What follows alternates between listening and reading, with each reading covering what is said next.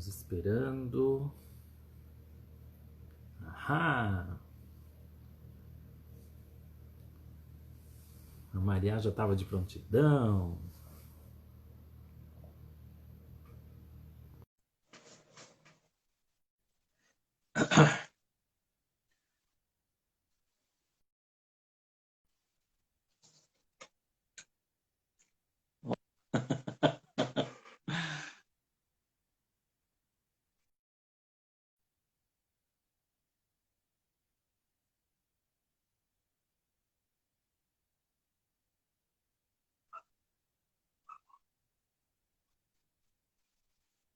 Oi, Lilian. Ué, a Maria. O que será que está acontecendo?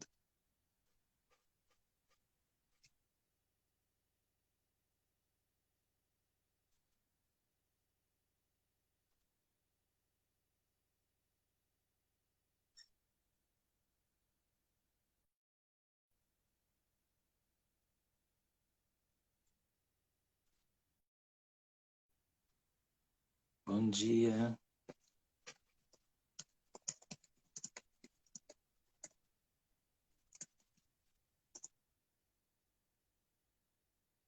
Maria está pedindo aqui, eu aceito, mas está caindo. Ah, deu agora. Foi? Oi, só não estou vendo tua imagem. Agora deu. Ah, agora foi. Oi. Bom dia. Bom dia, inconsciente. Bom dia, inconsciente. Tudo bem? Tudo bem. Quer dizer que consegui tirar a Maria da toca? Conseguiu? Isso não é uma tarefa fácil. Que legal. Que legal te ver por aqui, que saudades de você, Maria. Saudades também. Que bom falar com você. E daqui a pouquinho o pessoal vai entrando, né? Quando a gente entra ao vivo, eles vão recebendo um comunicadinho assim, e daqui a pouco aparece o Uhum. povo. Eu sei que hoje está frio, né? Mas Sim. qualquer coisa fica Tá. gravado, né? Ô, Maria, Vamos conversando. me quero passar a palavra para você se apresentar.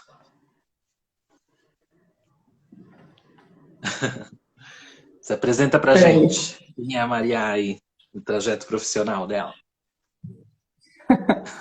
Então, eu sou psicóloga, sou de Curitiba e eu atendo no consultório já faz 10 anos. Eu me formei em 2010 aqui.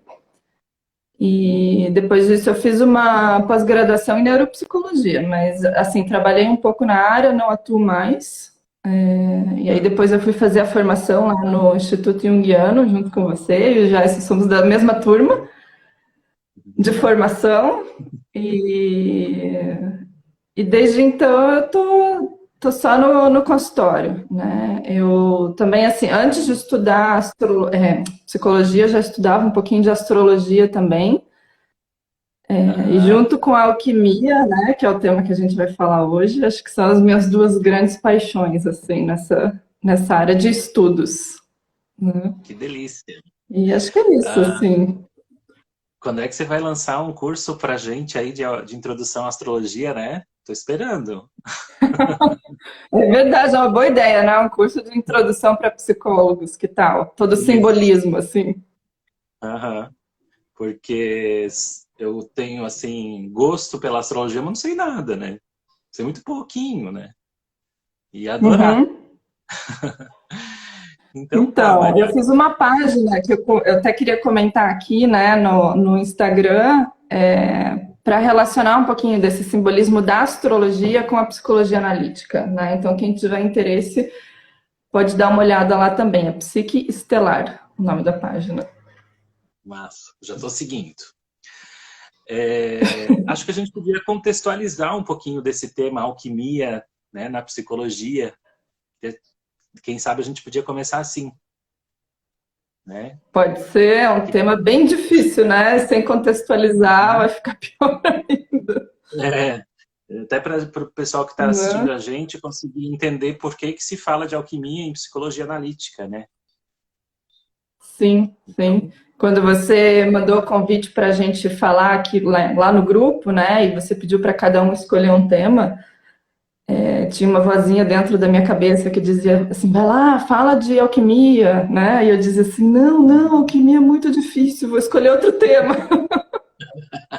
E aqui estou eu falando de alquimia mesmo assim, porque a vozinha venceu. É um tema muito, muito legal, né? De uma profundidade muito grande, de uma complexidade muito grande, né? A gente lá na formação, a gente ficou um ano estudando e precisamos de muita ajuda, né? Foi preciso muita ajuda, porque eram textos muito difíceis. Eu lembro de ler assim, né? Principalmente no Jung, né? De ler e não entender nada, chegar lá nos seminários assim, e precisar de ajuda para decodificar todo aquele simbolismo, todos aqueles, né?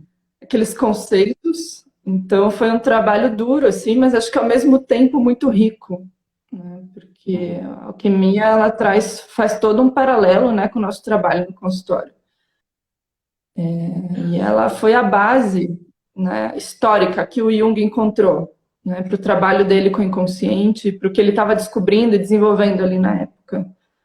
Então, mas sim, a gente precisa contextualizar a alquimia, porque senão fica muito difícil de entender, né? Por que alquimia, né? Por que a gente está lidando com esse saber que é medieval, né? Poxa, a ciência já se desenvolveu, né? A gente sabe que muitas daquelas coisas que os alquimistas faziam não é possível, né? Não dá para transformar, né, um chumbo em ouro, né? Isso não é viável. Mas então por que a gente estuda a alquimia, né? De onde vem a alquimia? Então você pode me ajudar aqui na construção do raciocínio. Isso, claro. Né? Eu até trouxe uma citação do Jung aqui, um recortezinho, né? Onde ele fala algo que eu achei bem interessante, né? Para contextualizar, que é assim: as operações alquímicas eram reais, somente que a sua realidade não era física, mas sim psicológica. A alquimia representa a projeção em laboratório de um drama ao mesmo tempo cósmico e psicológico, né? Então, quando a Maria traz assim, de que a gente consegue estabelecer um paralelo, né? Que isso é bem importante, a gente entende e lê a alquimia como uma metáfora, né? Como uma alegoria dos processos psicológicos, né? E graças ao Jung é que a alquimia alcançou uma fama, vamos dizer assim, né? Um retorno, né? Para o pensamento do século XX e século XXI, né? E aí ele começou, ele teve, né? Ele adquiriu uma das, eu já falei até aqui em outra live, mas vale a pena repetir, que ele adquiriu uma das bibliotecas mais invejáveis, né? De livros de alquimia do mundo, né? Acho que nem sei se não foi a maior até. Sozinho, né? Ele tinha um andar inteiro assim, de livro de alquimia e peças únicas, inclusive, chegou na mão dele, né? Então, pensa como esse cara se aprofundou, né? Sim, sim. E é legal dizer também que o Jung só foi encontrar a alquimia mais tarde, né? Quando ele já tinha desenvolvido a maior parte da teoria dele, né? Então foi assim um grande encontro, porque ele já tinha desenvolvido toda a questão, né, do inconsciente coletivo, e daí quando ele encontra a alquimia, ele tem a base que ele precisa, a base histórica, né, do trabalho dele estava ali. Então isso foi muito importante, assim, foi um marco, né, para ele. E assim, eu fui buscar um pouco, né, dessa história da alquimia também, né, para a gente já contextualizar assim um pouco. A alquimia ela é muito antiga, né? Ela começa lá, né, acho que os primeiros alquimistas, os primeiros escritos lá em 300 depois de Cristo, né? E ela começa no Oriente, depois que ela chega na Europa, né? E o auge da alquimia se dá lá pelo século XIV, XV e XVI, que é a Idade Média, né? O pré-iluminismo. E naquela época, era uma época onde a igreja, né, e o cristianismo eram muito fortes. Então, a alquimia era vista enquanto um conhecimento secreto e uma heresia, né? Porque, assim, o cristianismo, ele reinava na superfície, né? Isso é o Jung que fala, né? Lá no Psicologia Alquímica. O cristianismo reinava na superfície E a alquimia era como se fosse uma corrente subterrânea. A alquimia e a astrologia são correntes subterrâneas, né? Então, elas preenchem lacunas que o cristianismo deixou em aberto, né? Porque ela trata de temas que o cristianismo foi excluindo, né?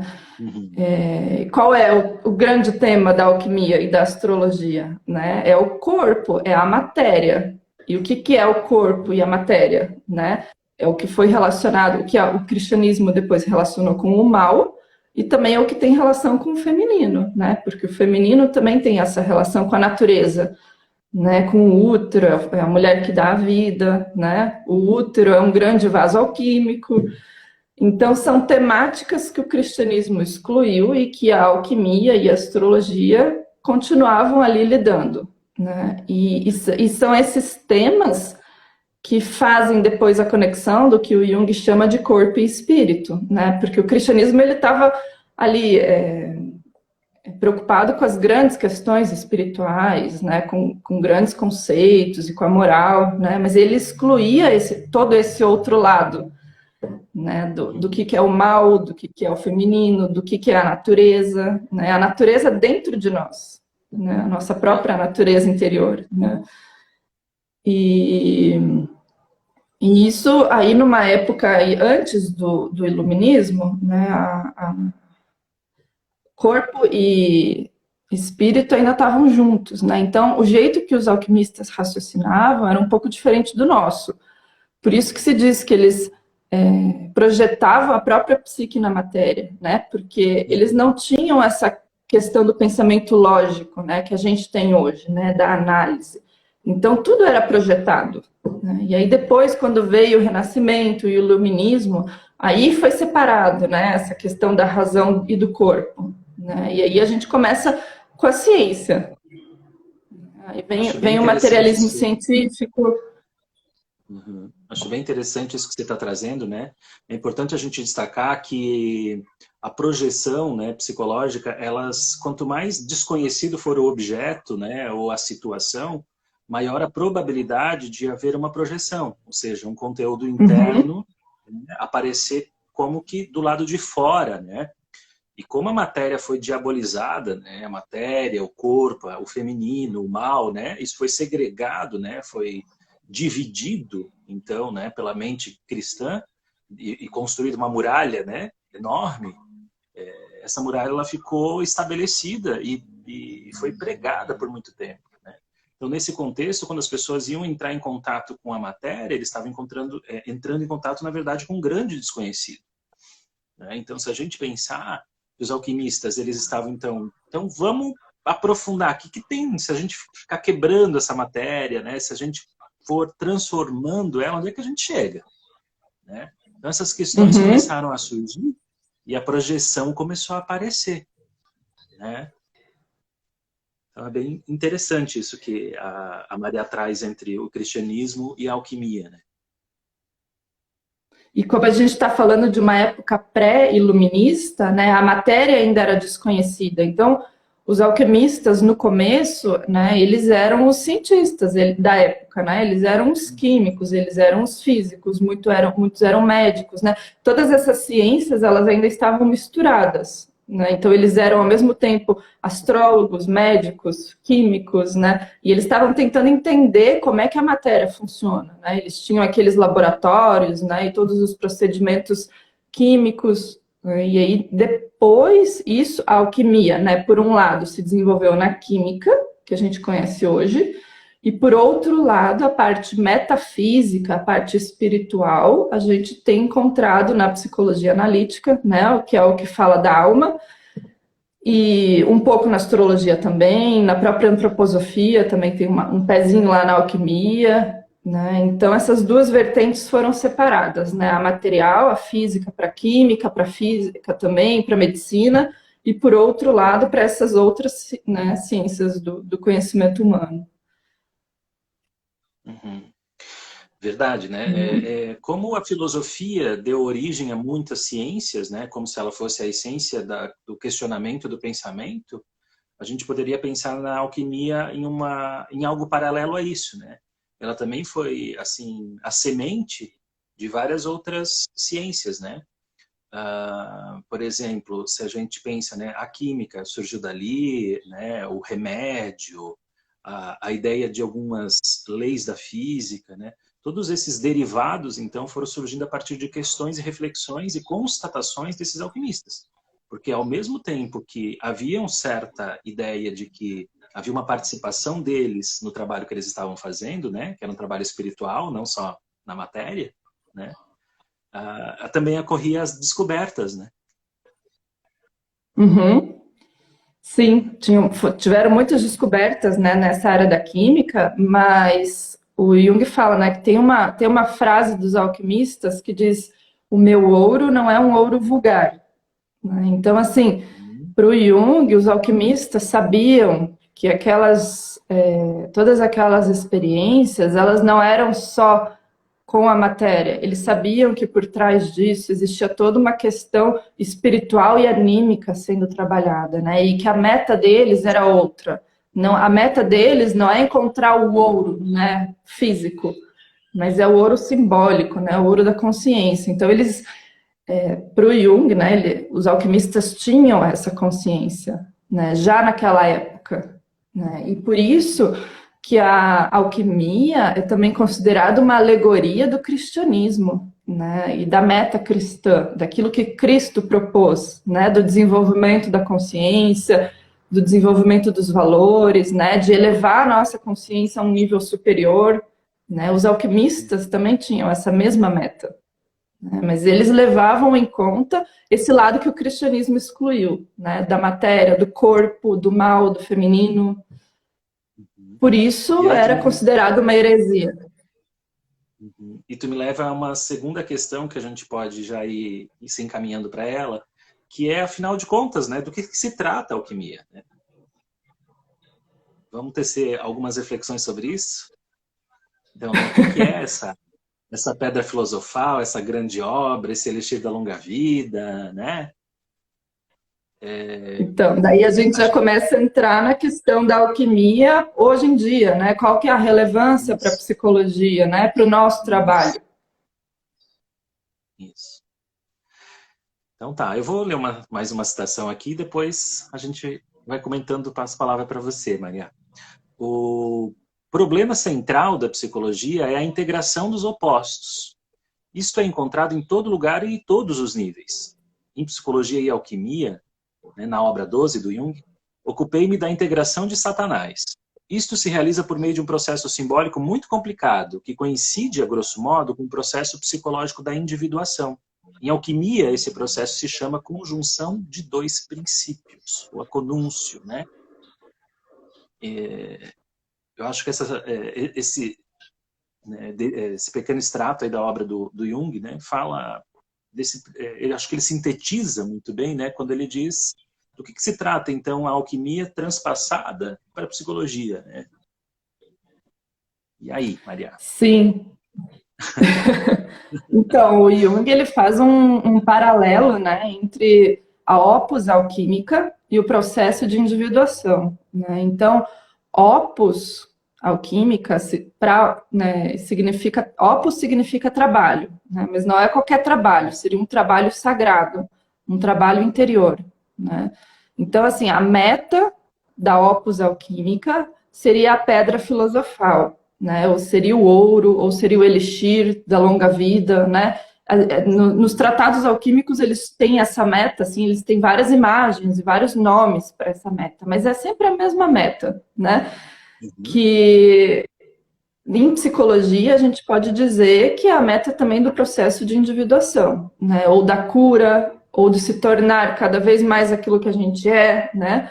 Ou de integrar, né, os nossos complexos, né, unir os opostos, o si mesmo enquanto meta, né? Então existe todo um paralelo aí entre a opus e o processo de individuação, né? A meta da opus alquímica naquela época para os alquimistas era a vida eterna, né? A pedra filosofal tem a ver com isso também, né? Com a vida eterna, com transformar a própria consciência em ouro, né? Então, assim, era uma meta bem alta, né? Assim como Cristo também trouxe uma meta muito alta, muito difícil de ser alcançada, né? E que exige o trabalho de uma vida inteira. E por que a meta era alta, né? Porque se a gente não tiver uma meta alta, uma meta valiosa, quem é que vai se dar o trabalho, né, de cumprir com essa tarefa? Quem é que vai fazer o esforço de lidar com todas essas questões interiores, né? Com a sombra, com o inconsciente coletivo, com o mal que está dentro da gente, né? Porque não é o mal fora, é o mal dentro, né? Então é uma jornada interior muito difícil. Então a meta também tem que ser muito valiosa, né? É um processo de uma vida inteira. Perfeito. A individuação, né, gente, como um processo de individuação, a gente pode chamar de um processo de amadurecimento psicológico e de expansão de consciência, né? É quando a gente consegue fazer boas pescarias do inconsciente, a gente pode dizer assim, né? Transformar muito chumbo em ouro, né? E digamos que chegar num determinado ponto onde não tem fim, claro, mas, né, a gente pode dizer que a gente consegue pelo menos boas respostas, boas transformações, né? Boas mudanças interiores e na nossa personalidade. Ela funciona melhor, a gente pode até dizer assim, né? Por isso uma cura, né? Então, a gente, como os alquimistas, a psicologia também tem vários ganhos possíveis, né? No cumprimento dessa obra, no percurso dessa jornada, né, Maria? E por isso que fica tão interessante a gente pensar na alquimia como uma metáfora, né? Ou seja, a gente, depois de um certo tempo que os alquimistas foram colocando documentando essas obras, essas tentativas e erros deles, né? Foi começando a surgir estágios, cores, processos, metais, né? Então foi fabricando-se um compêndio, a gente pode dizer assim, né? Só que, claro, não tão taxativo, né? É um compêndio muito cifrado, muito secreto, né? E um outro elemento ainda que a Maria trouxe é a questão de a Opus ser um trabalho sagrado, né? A palavra laboratorium, né? Ela vem de labor, que é trabalho, e oratorium, né? Que é a oração, que é um espaço de comunicação com a divindade, né? Então veja que até hoje a gente usa a palavra laboratório, né? E nem se dá conta que a gente está num espaço sagrado, né, Maria? Exatamente. Eu acho que essa também é uma das noções que a psicologia analítica e o Jung traz, né? Que é o resgate desse valor interior que é da alma, né? Porque a alquimia ela falava dessas três instâncias, né? Corpo, mente e espírito. Mas com a ciência, né, a gente foi dando muito valor para aquilo que é físico, né? Ou para aquilo que pode ser provado. Então, por um lado, a gente tem um corpo e uma matéria, né, muito valorizados. E por outro, a gente tem um logos, né? Essa questão racional, mental, lógica muito valorizados, né? E a gente perdeu o espaço da alma, porque a alma para o Jung é esse vínculo entre corpo e espírito. É a alma que é a nossa vida interior, né? O corpo por si só ele é inerte, mas a alma é o impulso, né? A alma é a que traz a vida, é a alma que conecta esse espírito, né? Essa logos, né? Esse sopro coletivo com o nosso corpo, né? Então, a psicologia analítica e a alquimia, né? A astrologia também fazem um resgate, né? Elas trazem um novo enfoque para essa vida interior, né? Poxa, é importante, vamos olhar para dentro também, né? O que tem dentro de mim? Né? O que precisa ser transformado dentro de mim? Porque não é só para fora, né? Não adianta só eu me ligar a esses valores morais, né, que o cristianismo traz, ou que outras religiões, ou a própria sociedade traz, e não fazer esse trabalho de integração dentro. Né? Não trabalhar a minha natureza, não trabalhar a minha raiva, não trabalhar as minhas resistências, né? Não olhar para os meus problemas. Porque senão eu vou ficar só numa imitação. Né? E essa era a crítica do Jung para as religiões. Não é a religião em si, mas é como o homem lida com a questão religiosa. Né? Ele falava que a gente ficava só imitando Cristo, né? A gente fica muito para fora, uma fé externa, mas que esse mundo de dentro não é levado em consideração. Né? Então, as psicologias profundas fazem esse resgate. Né? E quando eu falo psicologia profunda, eu estou dizendo as linhas da psicologia que levam em consideração o inconsciente. Né? E esse contato com a alma e com a natureza em nós. Né? Porque a gente tem todos esses deuses, né, dentro da gente, no inconsciente coletivo, né? Eles são a personificação do espírito. Né? Todos os metais estão ali, né? Né? Exatamente. Para os alquimistas, esses metais, eles tinham espíritos, né? Então tem aquela famosa frase, né? Tudo que está em cima também está embaixo. E o que está embaixo é igual ao que está em cima, né? Tudo é um milagre de uma só coisa. Né? Então eles viam essa relação entre o superior e o inferior. Né? Então, assim, os planetas no céu, eles são representação de deuses, né? E cada planeta é representado por um metal, né? Então a gente tem o Sol, que é o ouro, a gente tem a Lua, que é a prata, Vênus é cobre, Mercúrio é mercúrio, Saturno é chumbo, né? Então esses são todos metais que a gente encontra, né, na Terra e que alguns também estão no corpo humano, né? E que são representações também de impulsos que estão na nossa consciência, né? E esses impulsos, eles querem vir à tona, eles querem encarnar, né? É como se os deuses encarnassem através da gente, né? Do ego humano. Né? Então, o processo de individuação, ao mesmo tempo que ele é individual, né? Porque ele tem um eu, ele tem um ego, ele é coletivo também, né? São esses deuses querendo, né, serem atualizados na vida através da gente.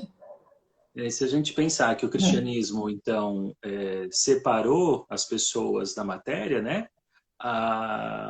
Onde é que os planetas e deuses foram habitar, né? Eles foram habitar naquilo onde eles foram fluidos, lá na matéria, né? Ou seja, lá nos metais, né? Lá no... simbolicamente, a gente pode dizer, então, que eles começaram a fazer essas correlações daquilo que estava esquecido, daquilo que estava negligenciado naquela época, né? Naquele período histórico.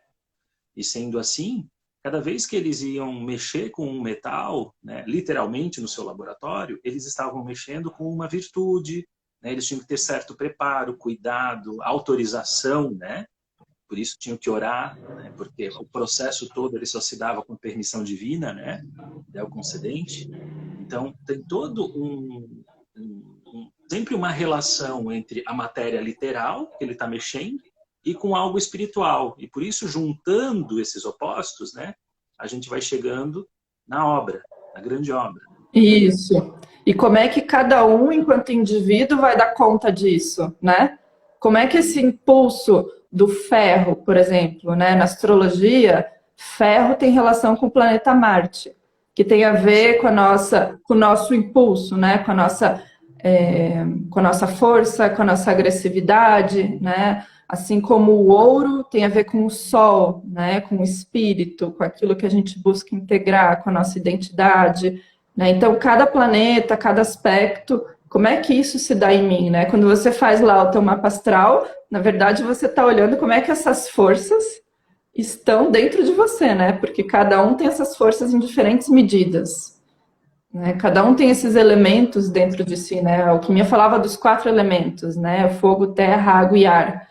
Então, cada substância, ela é composta desses 4 elementos. Eles estão em tudo, eles estão na natureza, eles estão na nossa consciência. Né? Mas cada matéria, né, ou cada pessoa vai ser composta disso em diferentes proporções. Né? Então, quando você faz uma mapa astral lá, você está vendo em que proporções isso está dentro de você. Eu sou uma pessoa mais marcial, eu sou uma pessoa que tem aquela vontade de ferro, né? Eu sou uma pessoa que me impõe, eu sou uma pessoa que vou lidar muito com a raiva, né? Ou eu sou uma pessoa mais lunar, né? Eu vou lidar mais com essas águas interiores, eu sou uma pessoa mais maleável, né? Eu sou uma pessoa mais fluida, né? Eu tenho muitas emoções, né? Isso vai variar de pessoa para pessoa, né? E, poxa, isso tem tudo a ver com o nosso trabalho clínico, né? Porque se cada pessoa é uma, a gente vai precisar de diferentes recursos para lidar com isso no consultório, né? Olha só que coisa prática. Ou na vida, né? Não precisamos nem dizer que é só no consultório, né? Porque a vida é alquímica, né? A vida transforma.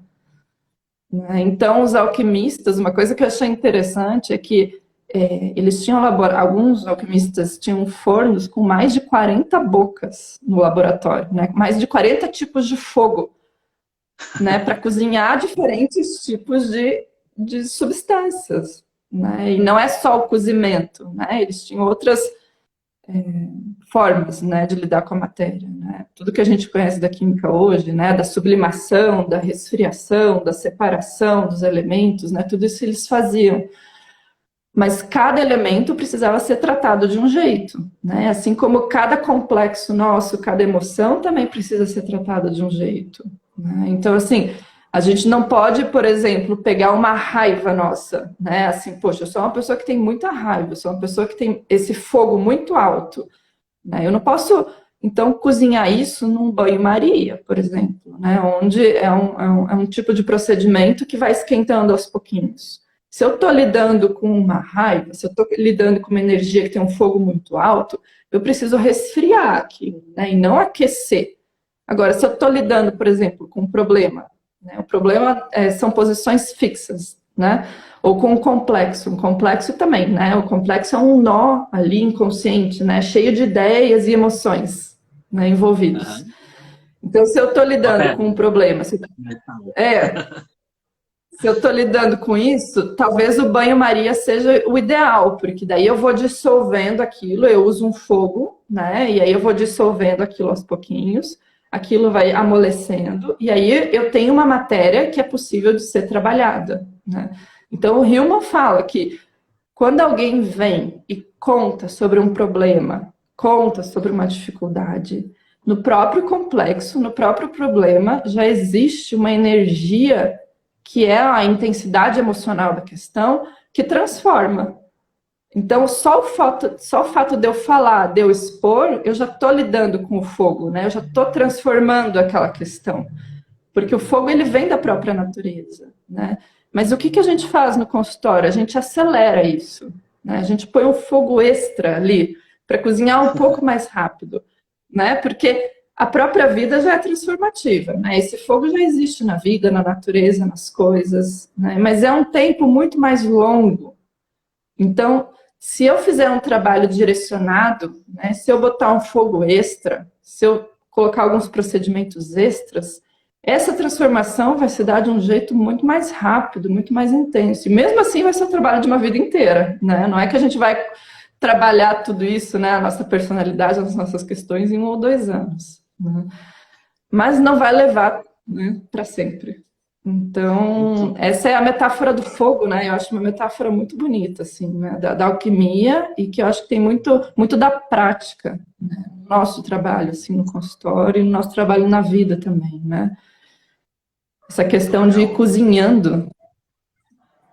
Muito bom esse agrupamento, né, de correlações que você está trazendo, né, Maria? A alquimia ela já foi também tida como a arte do fogo, a arte do domínio do fogo, né?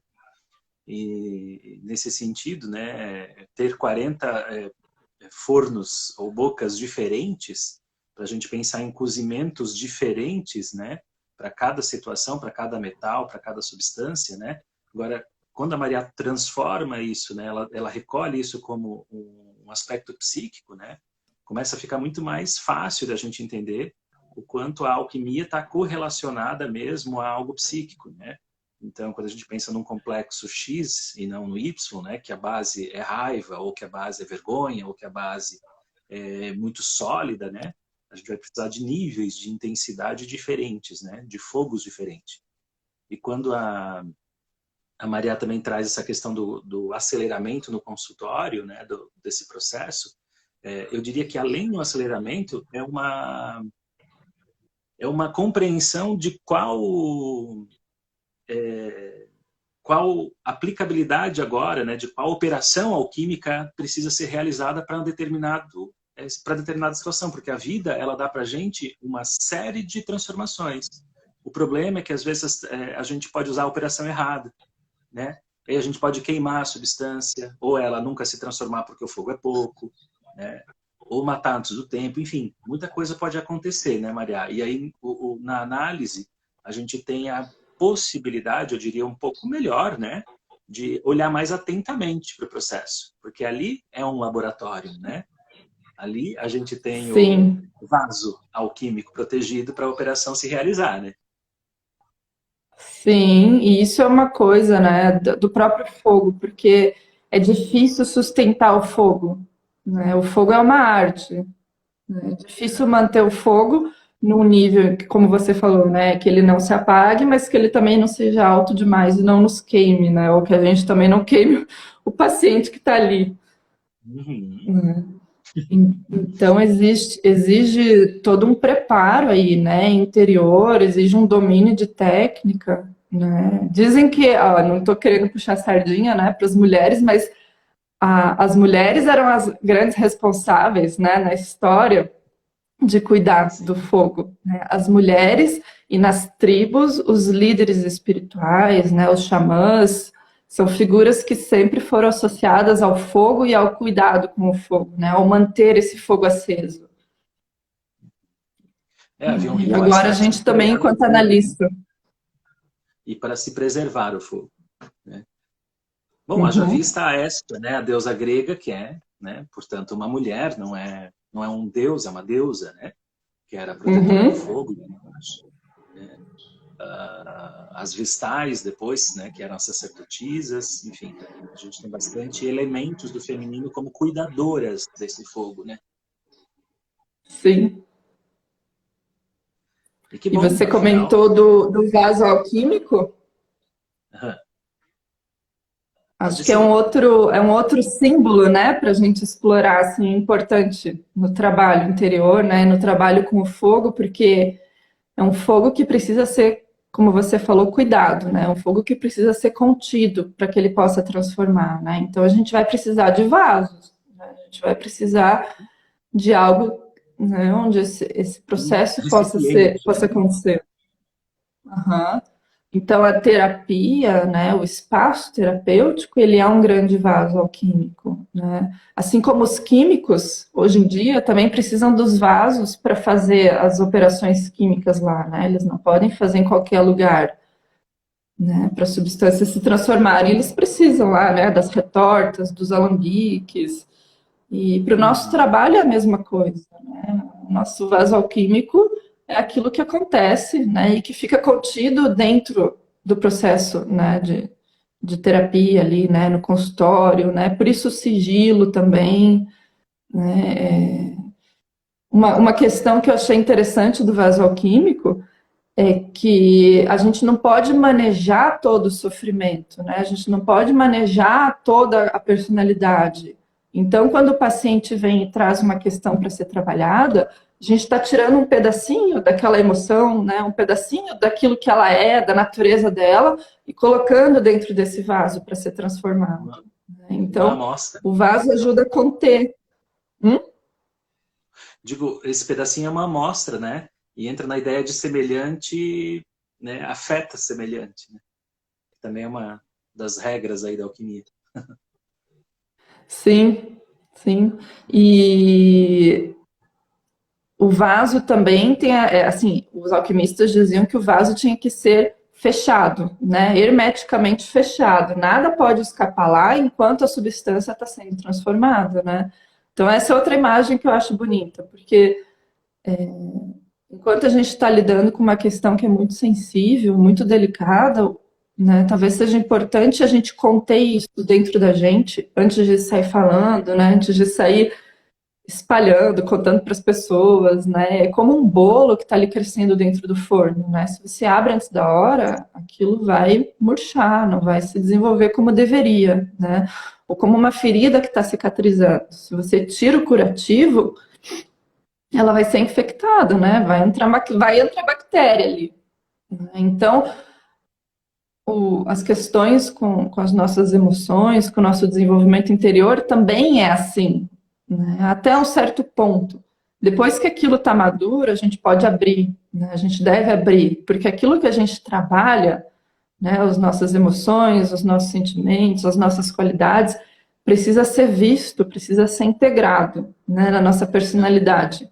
Não é para ser um segredo para sempre, né? Chega uma hora que a gente precisa expor, que a gente precisa mostrar, né? Por isso que o Jung fala que o trabalho interior, ele é um trabalho coletivo, ele não é um trabalho só para o indivíduo, né? Muita gente às vezes acha que é uma questão egoísta, né? Nossa, eu vou investir aqui no meu desenvolvimento, vou pagar caro na terapia, vou ficar anos, né? Uma coisa tão egoísta, né? Estou pensando só em mim, Mas não, né? Tem um lado que é coletivo também, né? A individuação, ela é coletiva, porque ela é em prol da humanidade, do grupo. Então, se eu tenho um talento, eu preciso mostrar isso, né? Eu preciso pôr para fora, eu preciso colaborar com a humanidade nesse sentido.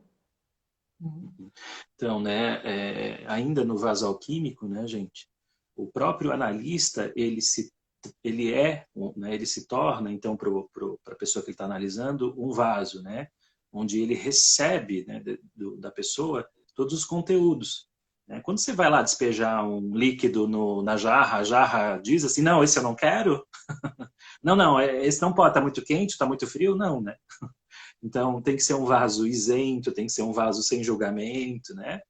Tem uma série de questões que o analista tem, por isso ele precisa ser treinado, por isso ele precisa fazer análise, supervisão, né? A fim de passar por várias lavagens, então, né? Alquímicas também, para ele poder ser um vaso suficientemente isento, né? E capaz de suportar, ser fechado também, para a transformação acontecer. Eu gosto muito quando a Renata disse para a gente que o sigilo é de mão dupla, né? Não é só a gente que faz sigilo, né? Mas a própria pessoa tem que fazer sigilo das suas questões, porque senão ela está abrindo o forno, né? Tudo bem? Como bem disse a Sim. Maria, né? Aí não dá certo o processo, porque se contamina, né? Então, se a pessoa tem 3 analistas diferentes, né? Nenhuma transformação se torna possível, né?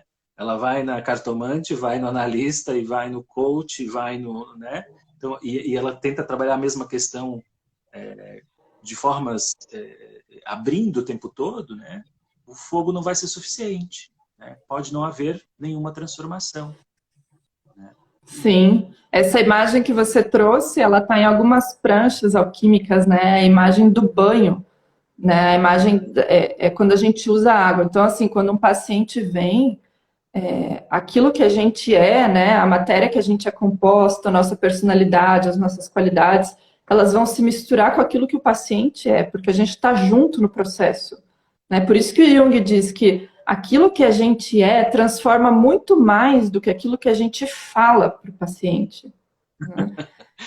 Porque a gente está junto ali num processo, a gente está dentro do vaso, né? Então a gente está misturado. Mas não é qualquer mistura, porque a gente precisa ter uma personalidade trabalhada para que a nossa personalidade prevaleça nessa mistura. Né? Não é que as nossas ideias têm que prevalecer, não é isso. Mas a gente tem que ser o centro, a gente tem que ser a âncora do processo. Né? Então, assim, da mesma forma que a gente vai transformar o paciente, a gente também vai ser transformado nesse processo. Né? A gente também vai ser contaminado com algumas coisas. Só que a gente precisa ter o conhecimento para trabalhar com isso também, né? Para se limpar quando precisar, né? Para dar direção quando precisar. E aí, né, entra aquela frase famosa do Jung, né? Que o encontro de 2 personalidades assemelha-se ao contato de 2 substâncias químicas. Se houver alguma reação, ambas serão transformadas. Exato. É bem isso que a Maria está trazendo, né? Eu queria aproveitar um pouco do nosso tempo, que já está indo rápido, né? Para a gente falar um pouquinho das cores e das operações. O que você acha? Vamos falar um pouquinho? Como é que quais são as cores alquímicas, Maria? Principais. Na alquimia, as cores têm a ver com estados, né? Estados emocionais, né? Ou talvez os níveis, né, de desenvolvimento da personalidade ali, né? Então, existem várias cores durante esse processo de desenvolvimento de uma questão, né, da personalidade, do trabalho, mas as 3 principais, né, são a albedo, começa com a nigredo, depois a albedo e a rubedo, né? A nigredo, ela tem a ver com o preto, né? E ela tem a ver com o início do processo, geralmente, porque o preto ele está associado com o sofrimento, né? Com depressão, é a noite escura da alma, né? Então, quando a gente está num momento de sofrimento, geralmente é quando a gente vai procurar terapia, ou quando a gente vai procurar ajuda, né? E a gente não enxerga nada, tá tudo preto, né? Tá tudo... É como se a gente tivesse tomado, né? Para aquela questão inconsciente. Né? Então, do preto, a gente vai para albedo, que é o branco, que é a prata, né? Então, assim, quando a gente tem uma questão e a gente começa a trabalhar ela, começa a entrar luz, né? A gente começa a trazer discernimento, a gente começa a trazer compreensão, e aí a gente começa a sair desse estado, né, da noite escura da alma, e a gente começa a entrar num estado de embranquecimento, né, que é um clareamento da questão, né? E aí, geralmente, o Jung diz que, né, nessa fase, geralmente é quando os pacientes desistem da terapia, né? Ou quando a gente desiste do trabalho interior, assim, porque a gente já teve, né? A gente tem uma questão lá, ela foi trabalhada, né? O problema foi resolvido, tá Houve bom, uma né? compreensão, né? Houve uma É uma compreensão compreensão intelectual. intelectual, né? A pessoa consegue um distanciamento dessa questão, né? Por conta de conseguir ter identificado nela, né? Que é um primeiro passo e é um passo muito importante e indispensável, né? Precisa ter Uhum. essa etapa. Mas o que acontece? A pessoa ela adquire um grau de consciência que muitas vezes ela considera suficiente, mas não é.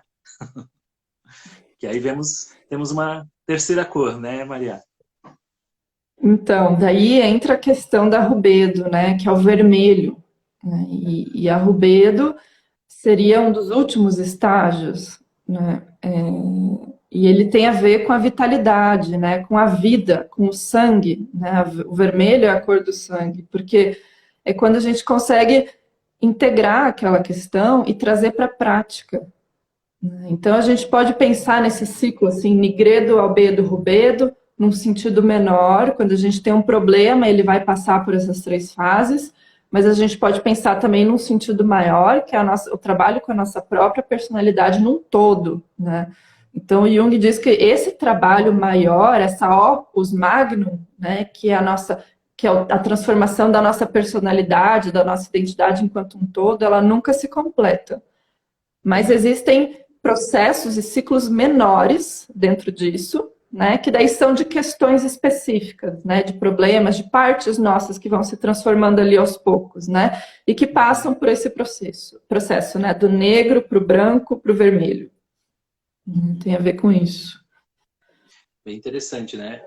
E uma outra coisa é que essas três cores, né, elas vão passeando, vamos dizer assim, né, durante o processo de análise diversas vezes, né? Então, a gente pode pensar numa Uhum. coisa assim linear da personalidade, do processo de individuação como um todo, onde a gente pode ter uma pessoa que chegou na albedo, a gente pode dizer assim, né? Que o estado mais principal, mais presente, né? É dessa coisa da compreensão, do intelectual, de um apaziguamento, né? Mas de uma pessoa talvez que esteja mais próxima de uma rubedo, onde ela já leva uma grande transformação para si e para o mundo, né? Ela vive aquilo que ela compreendeu, né? E aí a gente consegue enxergar Sim, uma transformação em todos os níveis da pessoa, né? É meio visceral. exato. Então, Essas e isso seriam, tem acho que, as grandes personalidades. isso. Também penso assim, né? Inclusive, acho muito legal no Código do Ser, né, no livro lá do Hillman, quando ele vai falando das personalidades e como elas foram descobrindo-se, né? Quando ele vai falar lá do processo de individuação ao modo dele, claro, né? E lá ele cita de um monte de jeitos diferentes, eu acho muito legal, assim, para a gente pensar nisso. E tem a Nigredo, que também a gente não precisa pensar sempre num estado, nossa, insolúvel, ou que a pessoa tem que estar assim, acabada, né? Numa profunda depressão. Não, são nossas tristezas, lutos, as nossas repetições, né? Os nossos relacionamentos difíceis às vezes, enxergar uma determinada questão, né? No macro, sim, no macro é isso mesmo, né? Uma visão mais ampla, a gente diria que é um indivíduo que está mais ferrado.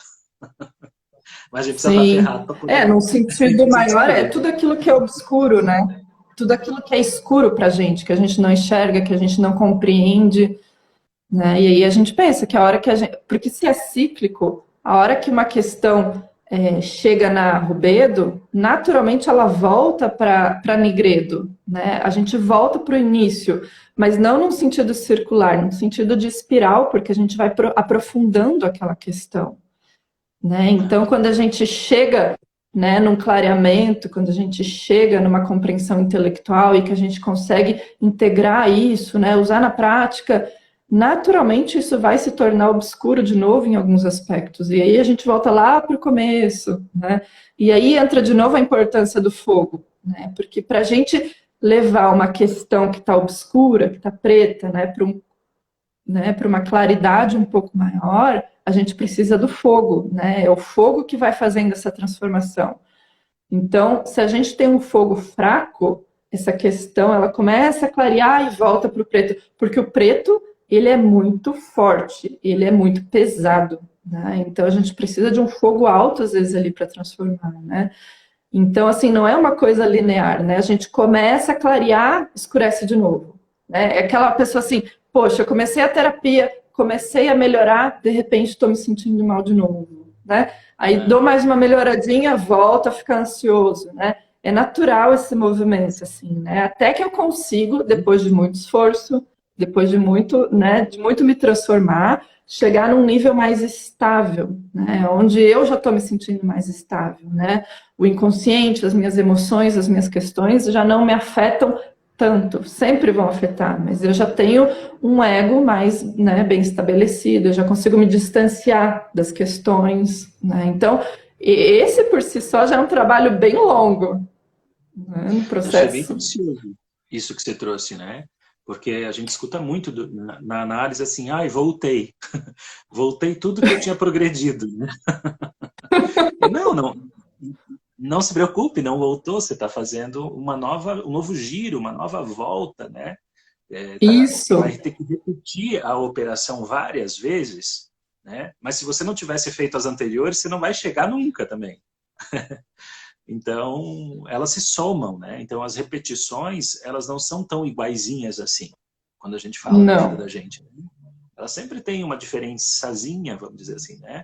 Ela sempre tem um desnível ou alguma mudança, mesmo que você seja invisível às vezes, né, no primeiro momento, mas se você olhar atentamente, você vai perceber, né?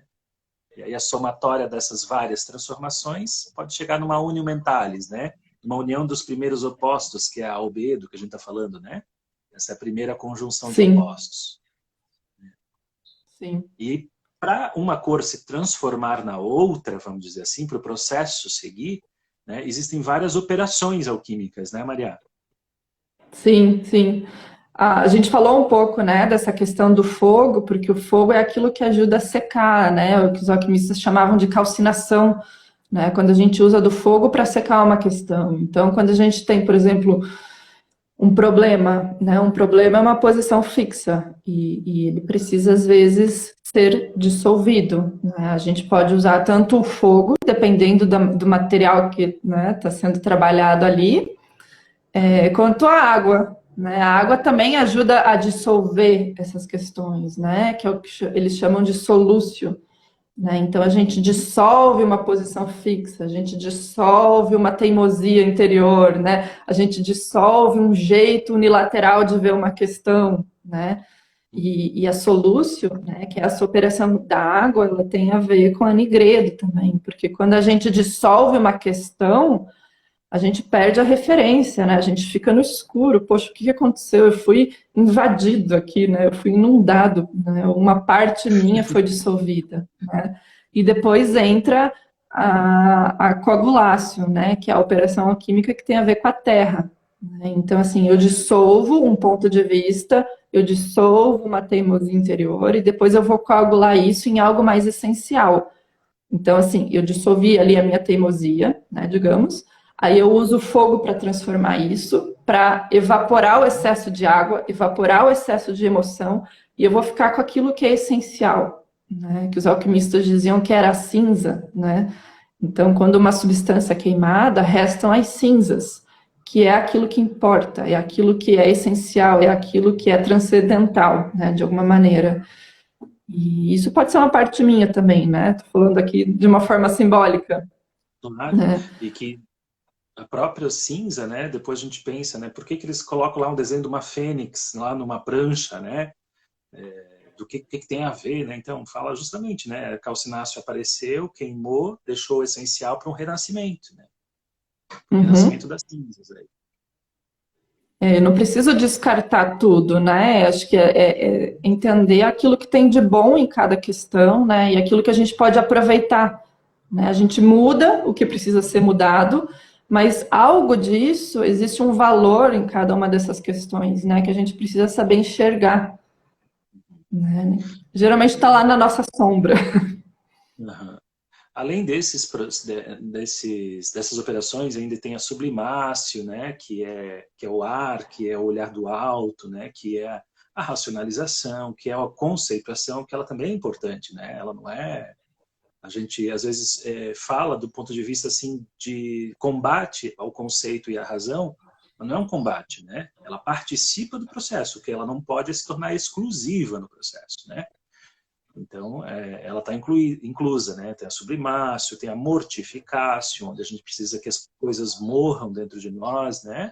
Algumas delas precisam morrer, gente. Como é que vai surgir algo novo se aquilo ali continua ali, né? Tem a purificácio, né? Que é essa limpeza, né? Esses vários banhos que aparecem também nas pranchas alquímicas, né? Então, tem uma série, né? Sim. Separaram 7 principais, né? Mas tem... muitos momentos diferentes e muitas operações diferentes para chegar a alguns resultados. E como a Maria está trazendo de uma forma muito legal, né?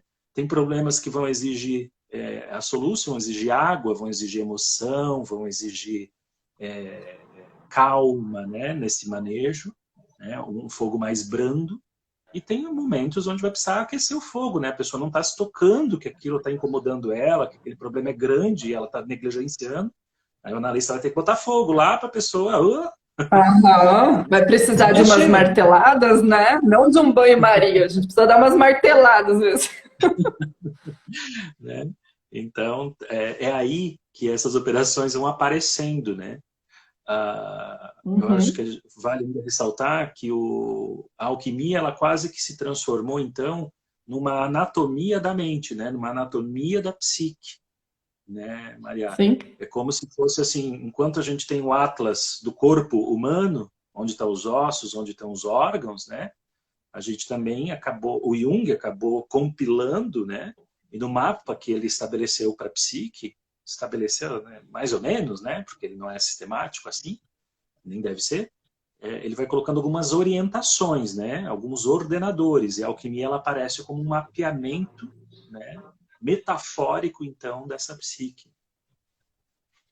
Exato. O Jung dizia que era muito difícil fazer essa anatomia da psique e perceber os diferentes estágios de desenvolvimento e de evolução com alguns casos, né? Porque ele tinha lá os pacientes que ele ia analisando, né? E que ele foi desenvolvendo a teoria. Então, assim, ele falou que era muito difícil, com poucos casos ou individualmente, perceber esse processo, né? Mas a alquimia, ela tem muitos séculos desse simbolismo condensada. Então, a alquimia consegue expressar de uma forma muito mais, né, explícita, muito mais autêntica esse processo de desenvolvimento, né? Porque ela condensou todo esse material, né, de muitos séculos, de muita observação dos alquimistas, né? E enquanto o Jung era um só ali, né, tentando fazer isso. Ele foi um grande tradutor, né? Um tradutor desse símbolo para uma aplicabilidade dentro da psicologia, né? A grande tarefa do Jung foi dizer, não, eles não estão falando da matéria e química de fato, e não, né, racionalista, não dispense isso como se não fosse nada, né? Vamos aproveitar isso, vamos recolher esses símbolos e tentar entender o que eles querem dizer dentro de nós, que a Maria vem trazendo ao longo da live de hoje. Sim. Quando é dentro, não é algo que está lá fora que a gente vai transformar literalmente, né? E eu fico pensando assim, quando a gente fala... Tá acabando? 1 minuto e pouquinho. Não, 20 segundos. 20 segundos? Então fica para a próxima. Muito, muito, muito obrigado pela tua participação. Passa rápido. Obrigada a você, Jason. Que pena. É, um grande abraço e até a Beijos. próxima, tá?